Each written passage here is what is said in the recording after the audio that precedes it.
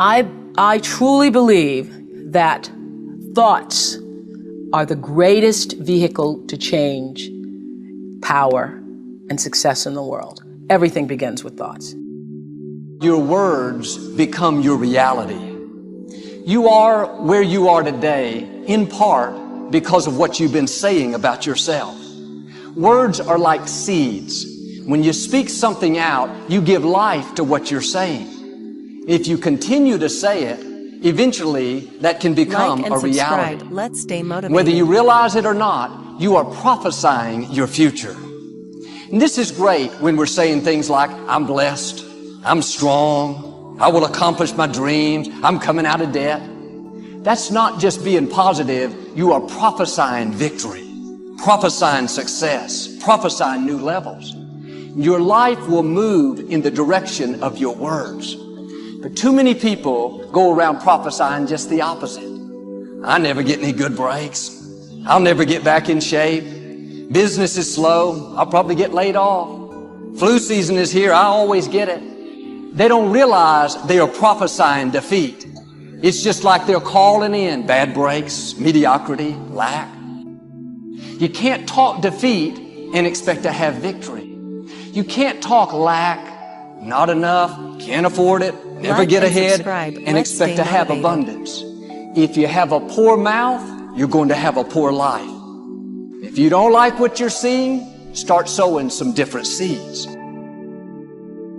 So the first thing you have to do is you have to become conscious of your unconscious thoughts. You got to notice your automatic habits and behaviors. And you have to become aware of your emotions that keep you anchored to the past. And if you can become so conscious of the unconscious states of mind and body that they would never slip by your conscious awareness again, you're becoming familiar with the old self so you don't return.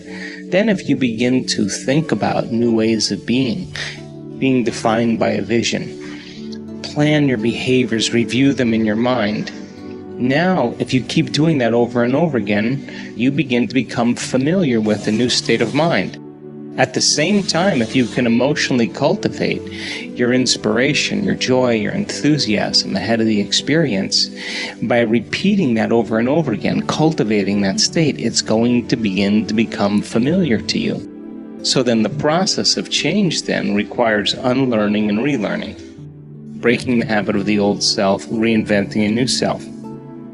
Unmemorizing emotions that are stored in the body, then here's the key, reconditioning the body to a new mind and to a new emotion. It's literally moving from your past to your future. It's losing your mind and creating a new one. And so then when you begin to understand that in that process, it's going to feel a little bit unfamiliar, uncomfortable. And if you can relax into that, instead of going back to the past, continuously invest in your future, sooner or later, it'll begin to become easier and easier and easier. And all of a sudden, when you least expect it, something amazing is going to happen in your life. And when that event begins to occur, you're going to pay attention to what you did inside of you now to produce the effect outside of you. And that's called human empowerment. And there isn't a person in the world that's excluded from this equation. Someone's watching this and they have a thing something they want to change, and it's not sticking, then maybe it's the environment. Maybe you could check about your habits, but maybe it's your beliefs and your values. Some people will not get themselves to read every day because they don't value reading every single day, right? Some people won't, let's say the behavior they want to change is, we did a podcast on how to remember names. I could teach them step by step on how to remember the name of most people that they meet, yet they won't do it because they don't value it, or because that's not important to them, or they don't believe that they can, right? Just like we talked about earlier, saying your brain is like a supercomputer, and your self-talk is a program it runs. If you tell yourself not go to remember names, you will not remember the name of the next person you meet because you program your supercomputer not to. They don't have a belief that enables that. So when I say all behavior is belief-driven, if you want to do this behavior, whatever it is, journal, whatever it is, then you need a belief that allows that to happen, because that's the program that allows it. So how do you get that belief? Because you're going to feel like you're faking it. Right. That's where most people stop, right? They think, okay, I get it, I hear what you're saying, that if I am able to shift my belief, then I can get a different behavior, but I don't believe it, so now I'm just sort of faking it. How do you help people overcome that? Right, and so some people approach it like, this quote where they fake it till they make it, right? So my thing with belief is, like when I do trainings in groups or online, my favorite way of changing a belief is getting them to do something they never thought they could do, because it opens up another possibility. Like what? So for example, in 1954, Roger Bannister, he broke the 4-minute mile, right? And so, which is amazing, right? Throughout human history, nobody could run a mile in less than 4 minutes. Now, if you look into it, how he was able to do it is he would visualize himself crossing the finish line, looking at the clock, and it says 3:59. Because he knew that success is an inside-out process. That first it had to happen in here in order for it to happen out there, right? Dr. Wayne Dyer has this famous phrase where it's not, oh, I'll believe it when I see it. It's like, I'll see it when I believe it, because it's the opposite, right? And so I always like modeling the outliers where most people kind of dismiss them. I was like, well, what's going on there that allows this person to get this kind of result, right? And so with Roger Bannister, he saw it in here, be able to produce it outside, just like any innovator or inventor or writer or any creator, right? But what was interesting is, after that, what happened? Nobody could do it from the beginning of humanity. All of a sudden, one person does it. What happens after that? Everyone starts doing it. And so that's the thing. Now, what happened? Was there a big change that year in, training methodology and nutrition? Or no, it was a change of belief, right? Because the belief back then was, if you ran a mile in less than 4 minutes, not only would you die, it was your heart would explode in your chest. And think about that would, and I'm a runner, right? That would keep me not just running, that wouldn't keep me from running a 4 minute, that would keep me from running, period, right?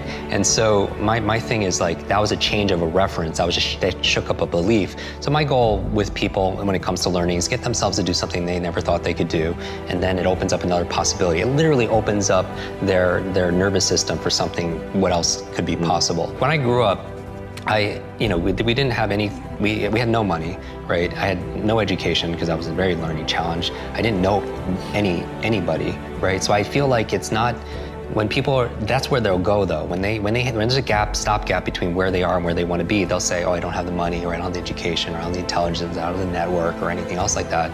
And what you know, as for all incredible success you've had and the value you've created for the world, is that it's not about resources, right? Because we know a lot of people who didn't have any resources that were able to impact the world.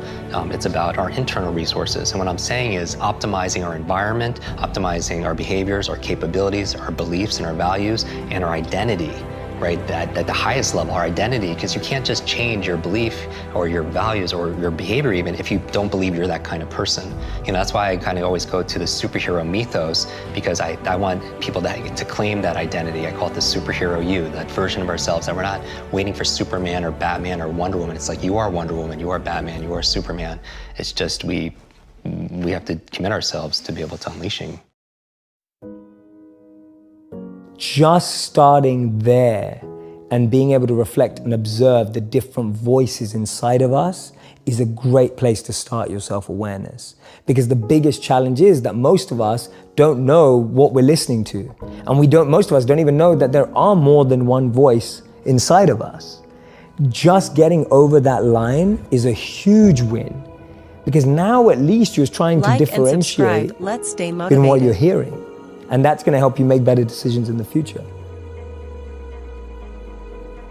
There are many ways to get the things that we want for ourselves in our lives. But basically, it all begins with how we choose to think. As you think, so shall you be. 7 little words that I think are perhaps the most important things that we can learn and master in our lives. This old proverb notion that I become what I think about all day long. And once you know that what you think about is what expands, you start getting real careful about what you think about. You don't allow your thoughts to be on anything that you don't want, or that you wouldn't want to have manifest or show up for you in your life.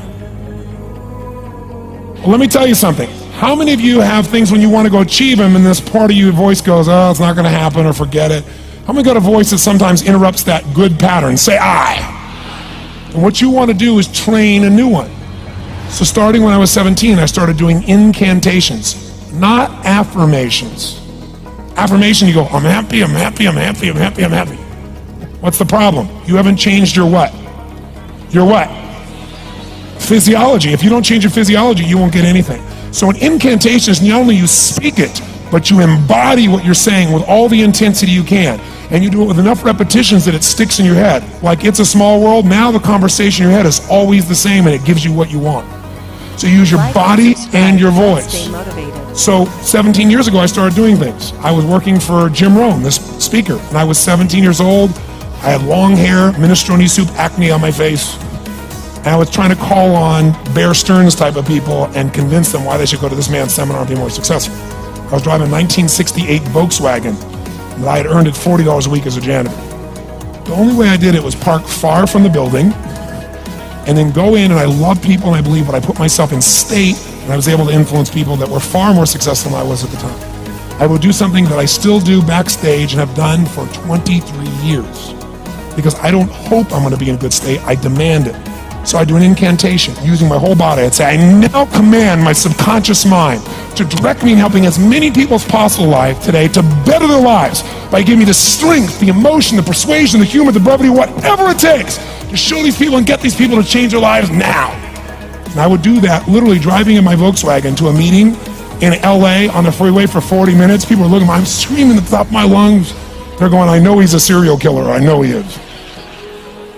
But by the time I entered that room, when two people meet, if there's rapport, the person who's most certain will always influence the other person.